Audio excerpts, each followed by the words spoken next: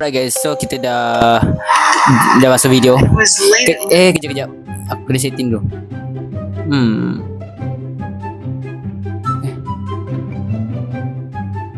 Setting. Tidak bahasa Malaysia ke? Okay. Alright. Jom, let's go kita tengok video. Or so she thought. Behind her, the door to her room slowly opened. Okay. Weh, asal video tu terbuka tu? Dia tak perasan ke? Oh, dia tengah ni. Ayo. Asal muka dia macam jok?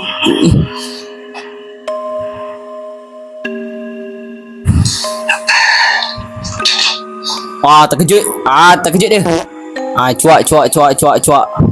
Beri je. Above her, footsteps.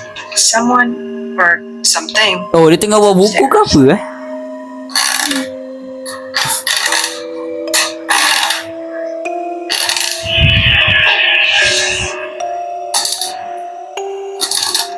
Ni atap tu, mana tahu cicak tengah buat kelab kat situ kan.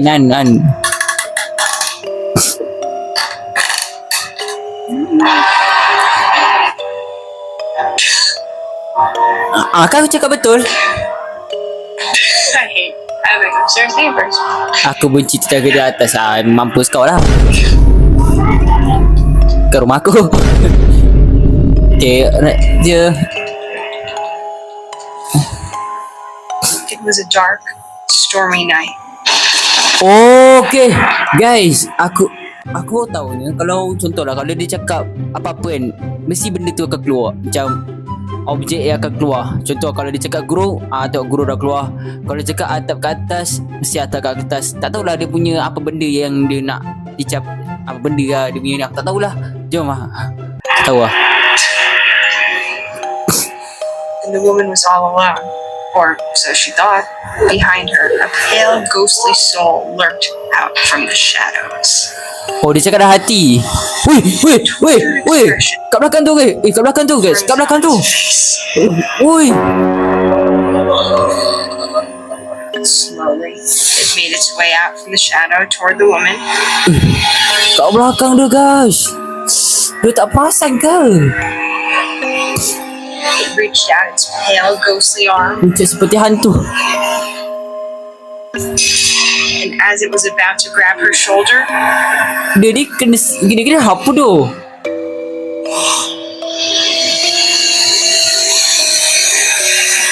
the doorbell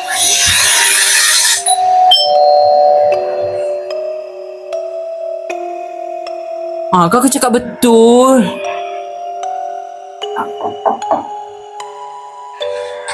Coming.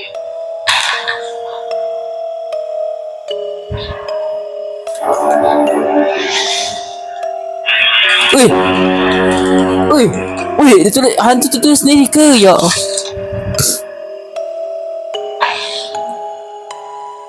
Mana ada sesiapa? Tak ada, jangan turun. Turun. Hello.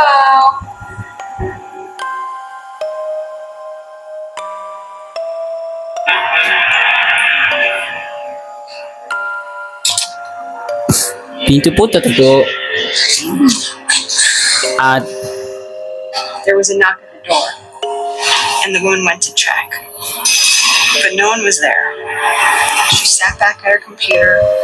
Behind her, the ghostly figure appeared.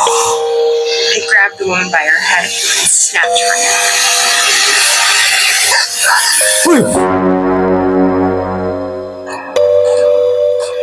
The end. Tamatlah sudah Alkisah kami. Terima kasih. Dah jumpa lagi. Aku malas nak menyanyi. Okay, dah habis. Okay, orang dah habis. Itu saja video kita pada kali ini. So, jangan lupa like, share, subscribe dan jumpa korang minggu depan.